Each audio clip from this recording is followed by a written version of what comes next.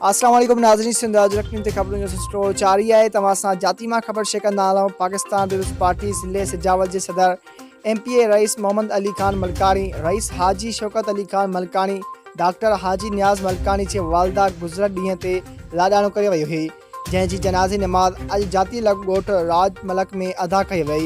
मरहूमा जी जनाज़ी नमाज़ में सूबाई वज़ीर ॼाम खान चोरो, अॻूणे ज़िले नाज़िम सैयद शफ़क़त हुसैन शाह शिराज़ी, सूबाई सलाहकार अरबाब लुत्फ़ुल्लाह, सूबाई वज़ीर नासिर शाह जो फ़र्ज़ंद सैयद अली शाह, MNA सैयद अयाज़ अली शाह शिराज़ी, अॻूणे ज़िले चेयरमैन हाजी उस्मान खान मलकानी, सूबाई सलाहकार सादिक मेमण, MPA ताज मोहम्मद मला, MPA शाह हुसैन शिराज़ी, MPA सैयद रियाज़ हुसैन शाह शिराज़ी समेत सिंध जे मुख़्तलिफ़ ज़िलनि जे सियासी समाजी शख़्सियतुनि समेत हज़ारे माण्हुनि शिरकत कई। ओॾा मलकानी हाउस जाती लग ॻोठ राजमलक में मलकानी भाइरनि सां ताज़त जो सिलसिलो जारी आहे।